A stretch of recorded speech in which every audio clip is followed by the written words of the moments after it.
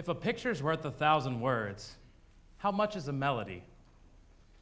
If the pen is mightier than the sword, how strong is a song? If sticks and stones may break my bones and words may never hurt me, how cutting is a chord? What if we thought about music the same way we thought about Shakespeare, Steinbeck, or Seuss? What if we took time to think about the intricacies and beauty and melody and cues of the world around us? What if I told you I could change your emotions right now with just 3 little notes? Welcome to the world of music as a storytelling tool. In the late 1800s, German playwright and novelist Gustav Freytag theorized that there were 5 parts to every story: the exposition, rising action, climax, falling action, and conclusion. Since every story has a beginning, allow me to begin with my own. I've been a musician for most of my life and a storyteller for even longer. Heavenly harmonies and scintillating sentences have been flowing intertwined, making 2 different forms of one universal language of expression. It's taken hold in French horn, hip-hop, jazz, and Haydn. It's taken hold in metaphors, punchlines, puns, and the Oxford comma. But one thing I do know is that music is a universal language of life. My mother was also a band director and music teacher.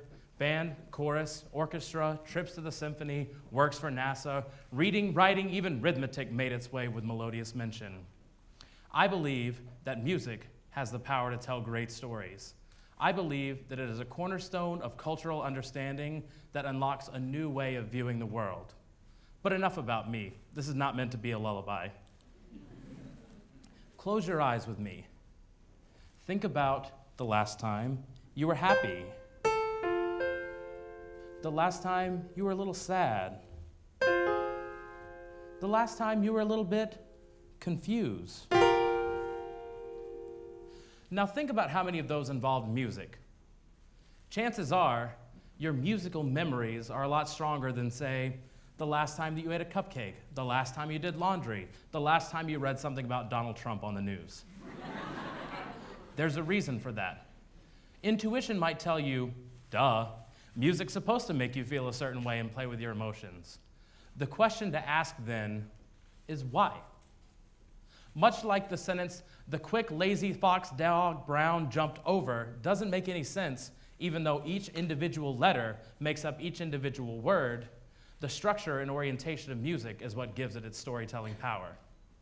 Look at this. In Western music, there are 12 notes that make up our octave that we use.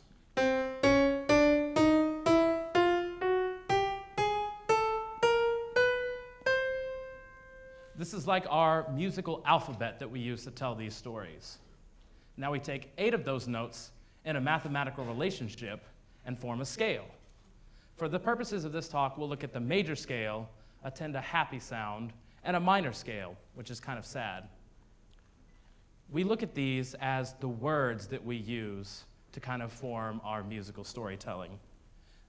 With these scales, we can form what's called a triad.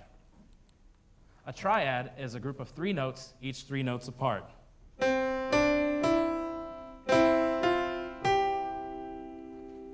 These are the words that are the real building blocks of this. Depending on how you organize each of the notes, you can form different triads. Independently, all of those notes make a beautiful sound, but the beauty and the complexity lies in the context of putting them all together. Think about this, for example. Remember how I said I could change your mood in 3 notes? Think about the song Happy Birthday. If I can change just 1 note, it goes from this jovial sound to something of more of a funeral dirge. Take the happy one, for example. Happy birthday to you, happy birthday to you. Now listen to the change. Happy birthday to you, happy birthday to you. Not exactly the kind of birthday you'd want to hear. Brings me to my next question. What does Bocelli have in common with Barbie Girl? Now, before you get up, head towards the exit and ask, what is he doing here? Surprisingly, the 2 of these have a lot in common. This thing called chord progressions and chord structure. Think of it as like a musical roadmap. You start here, you can go here, you can come back here, and ultimately you end up at the exact same place. The chord progressions are the reason why you feel sad when a sad song comes on, the reason why you feel happy when the song ends, and the reason why when you turn on the radio, you're essentially listening to 90 different versions of the exact same song. Check this out. The most common 4-chord progression that we have here is the 1 chord to the 5 chord to the 6 chord down to the 4 chord. Sounds kind of familiar, doesn't it? Now check this out. Here's a list of several artists, performers, songs, everything ranging from Eminem to Anya to Let It Go. All follows the same progression. So take a look at these here and listen and see if you can pick out the familiarity as I loop these chords.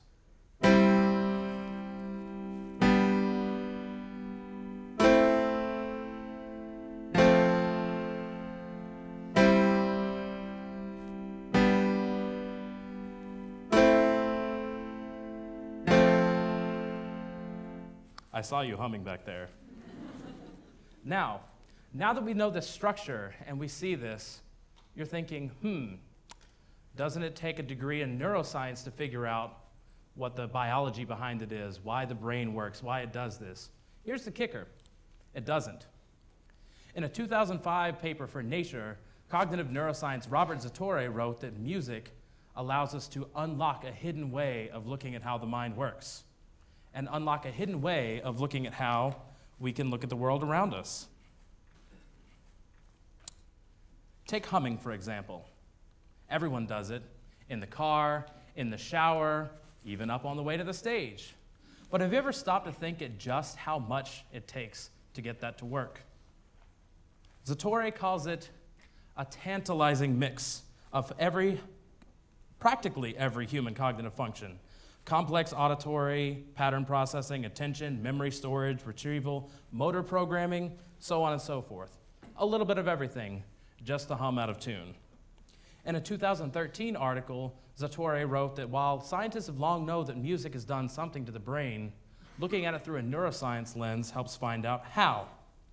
When people listen to music that they described as deeply emotional, it unlocked the part of their brain for reward and emotion and all around just feeling good, releasing dopamine. It's the same reason that when you listen to the swell of an orchestra, the drop in dubstep, that one really, really high note at the end of the chorus of Don't Stop Believing, you all feel the same way.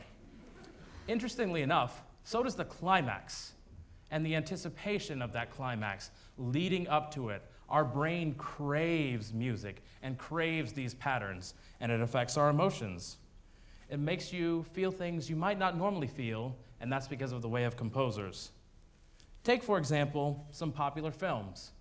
The iconic horror film, Psycho. Our heroine sitting in the shower, taking a shower, about to be stabbed to death. This is the type of music that plays.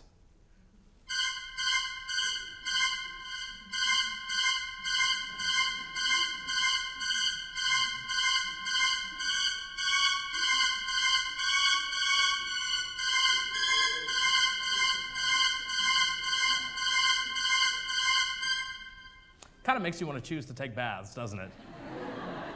Now imagine the same scene is set. The heroine in the shower, somebody coming up from out of nowhere, with this music playing.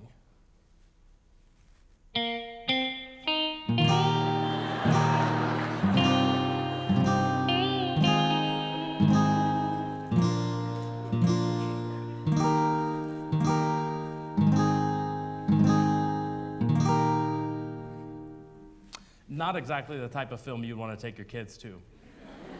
Or think about this, our favorite underwater enemy, Jaws. You all know how that goes.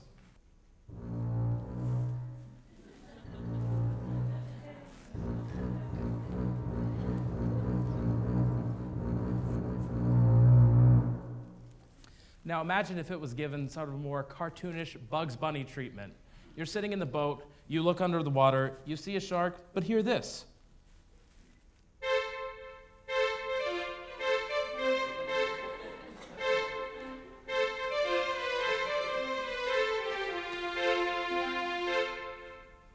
Not exactly the terrifying creature that we've learned to love and hate. So now that we can tell the brain is shaped by music without any need for an MRI, a brain scan, or an advanced degree, We've seen the structure of music, we've seen the neuroscience behind it, and you might be sitting to yourself thinking, Stephen, so what? Well, it doesn't take a Mozart to master music. If everyone understands the structure and the function and the reason behind music, we can listen to the world in an entirely new way. We can better listen to everything because music transcends personal, cultural, and geographic barriers. The same booming bass you'll find in Ibiza is still the same in Illinois. The reason that Sarah McLachlan's Arms of an Angel is a tearjerker of a song paired with the images of the puppies is because of the chord progression and the longing and the sadness created in the arms of the angel. And the reason we studied a Beethoven is because the complex patterns and repetitions and rhythms that he uses helps us with the same repetition and rhythm as we study. Once we cultivate this awareness of the way music looks at the world around us, we can begin to have a greater control over our own state of emotions. We can engage with music proactively rather than reactively. Oftentimes, we use music to match the mood that we're in. What if we used music to create a mood for us? With this knowledge, one chord at a time, we can be the composers to the soundtracks of our own life. Thank you.